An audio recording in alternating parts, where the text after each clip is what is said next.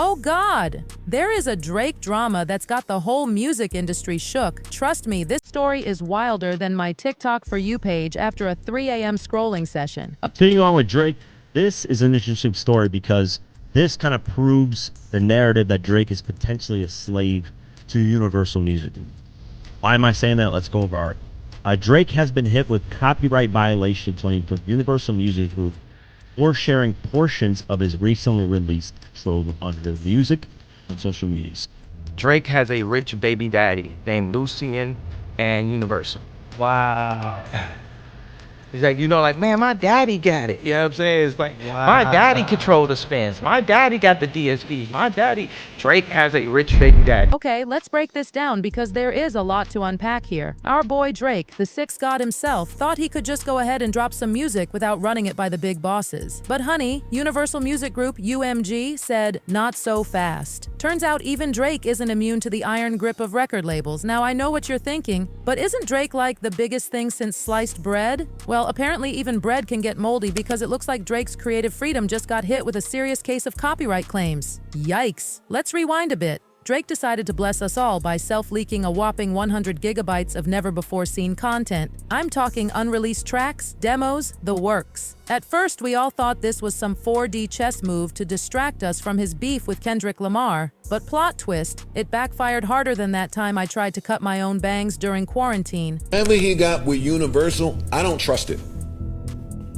I'ma just tell you, I do not trust. So here's the tea. UMG, Drake's label, hit him with copyright claims faster than I hit add to cart during a Sephora sale. They basically told him, honey, not without our permission. Drake even posted a screenshot of the violation on his Finsta. Yes, even Drake has a Finsta, I'm shook. The message said access to the content was restricted due to reports from a third party. Spoiler alert, that third party was UMG themselves. Now, you might be wondering, can they really do that? Well, buckle up, Buttercup, because the answer is a big fat yes. Turns out UMG owns the rights to all of Drake's music. I know, I'm clutching my pearls too. When Drake signed that huge $400 million deal back in 2021, he basically handed over the keys to his musical kingdom. Let's talk about that deal for a hot second. It was massive, like make it rain levels of cash. People were calling it a LeBron-sized deal, and Drake couldn't help but flex about it. In Migos' track, Having Our Way, he rapped about billionaires talking to him different when they see his pay stub from Lucian Grange. For those who don't know, Lucian Grange is the big boss at UMG. Talk about name dropping.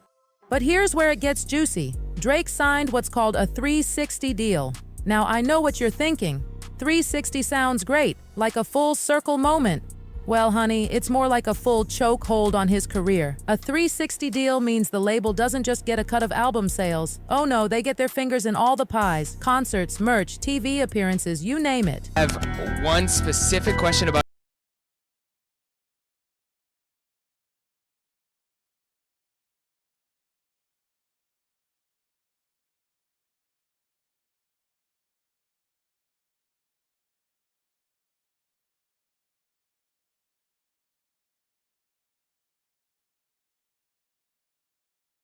because he's the greatest. One savvy fan on X, formerly Twitter, RIP, broke it down like this. Drake's current deal is a licensing agreement giving UMG the right to commercially exploit his music for a set period. That's why they released the bundle he self-leaked. Once the term ends and the advance is recouped, Drake regains full rights to his music. UMG owns nothing. In other words, UMG is like that clingy ex who won't let you move on until you've paid them back for all those fancy dinner dates. So now, poor Drake, I can't believe I just said poor Drake, but here we are, is in a position where he can only release tracks that meet the industry standard. Basically, whatever's topping the charts these days. It's like being forced to wear whatever's trending on TikTok, even if you're not feeling it. Drake's gone from sixth god to industry puppet faster than you can say hotline bling. But wait, it gets messier. Remember that Kendrick Lamar beef I mentioned earlier? Well, rumor has it that UMG stepped in to put an end to that drama fest. Why? Because they didn't want their cash cow, sorry Drake, to suffer an early career death. One blind item spilled this tea. Drake is losing the beef in UMG's eyes. So from UMG's perspective, the sooner this beef ends, the better. It's like when your parents make you apologize to your sibling even when you know you're right. The disrespect. Now, let's talk about that $400 million advance.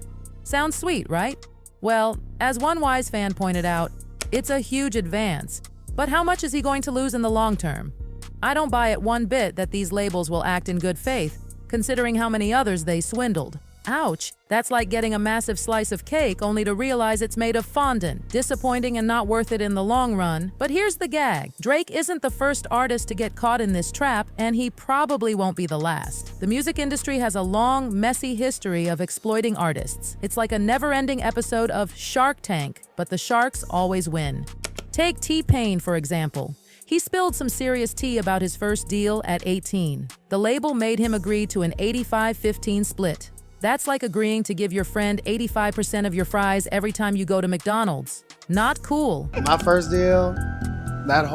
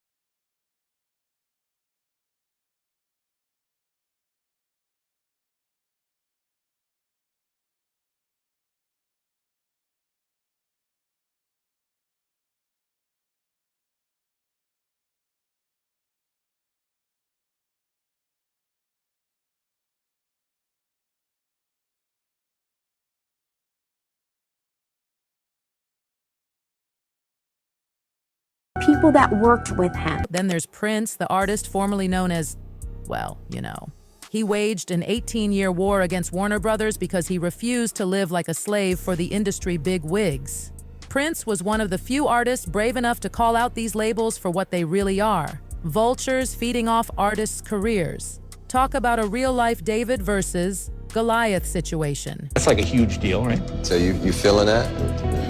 No, well, what I mean, I don't understand. What the public sees the word $20 million an album. Well, let's see.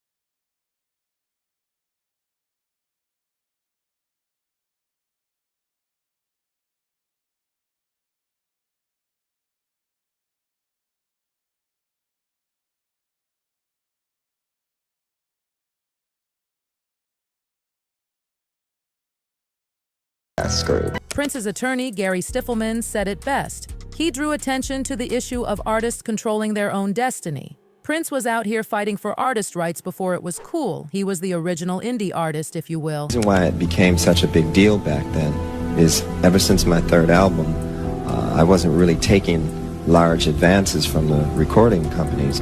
I was recording the albums myself in my own studio. So the way I looked at it, I owned the work because I paid for it.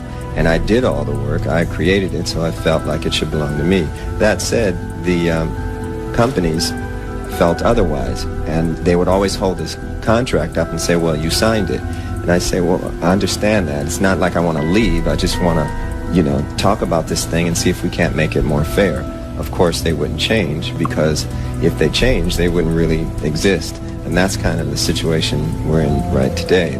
In a twist that would make even M. Night Shyamalan jealous, Prince finally won back the rights to his masters in 2014. But get this, he passed away just 2 years later. Now, I'm not one for conspiracy theories, but in Hollywood, anything's possible. Money makes people do crazy things, and I'm not just talking about my online shopping habits. Now, let's circle back to Drake and his relationship with UMG. Buckle up, because this is where things get messier than my room during Mercury retrograde. UMG isn't just Drake's label. They've been caught up in some seriously shady business. Remember that lawsuit against Diddy? Well, UMG and its CEO, Lucian Grange, were named as defendants. The tea is scalding, besties. According to the lawsuit, Grange would visit Diddy's homes in Miami and LA, disappearing for hours in Diddy's bedroom. The lawsuit also claimed that Grange sponsored and attended Love album listening parties at Diddy's LA home where, let's just say, things got wild. UMG denied all this faster than I deny my ex's friend requests. They even filed a motion to be dismissed from the case, basically saying, just because we pay someone doesn't mean we're responsible for what they do with the money. It's like when your mom gives you $20 for lunch and you spend it on makeup instead. Not that I've ever done that. But wait, there's more. During the Drake-Kendrick beef, which feels like ancient history now, Kendrick took shots at Drake's label. In his track, Euphoria, he rapped about weird going on in the industry and how some artists are there to police it. He even hinted that UMG might get raided soon. Talk about dropping bombs. All this tea leaves us with more questions than answers. What kind of relationship does Drake really have with UMG? Is he just another pawn in their game? We may never know, but one thing's for sure, the music industry is shadier than a forest at midnight. Now, let's talk about Joe Budden for a hot second. While everyone else was drooling over Drake's massive payday, Budden was side-eyeing the whole situation. He thought it was sus that Drake was touring so much. And you know what? He might have been onto something. He got with Universal, I don't trust it. I'ma just tell you.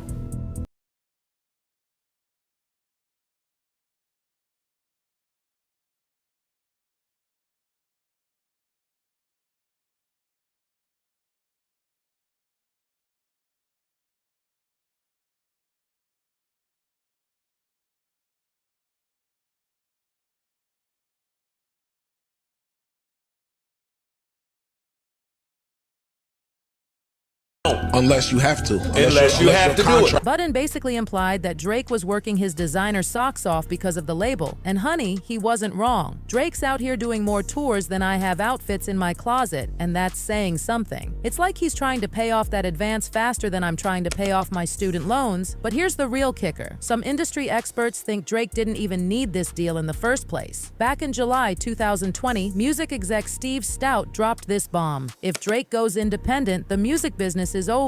Why? Because everyone would realize they don't need these big labels anymore. It's like realizing you can make coffee at home instead of spending $7 on a latte every day. Game-changing. So where does this leave Drake? Well, besties, it's not looking great. Some fans think signing with UMG was the biggest mistake of Drake's career. He's basically chained to them forever, unable to do what he wants career-wise. It's like being grounded for life, but make it music industry. One fan summed it up perfectly. LOL and Drake fans keep on flexing his money, saying Drake is richer than your favorite rapper while all the money he gets is cursed. Ouch. That's harsher than my skincare routine, and you know I don't play when it comes to exfoliation.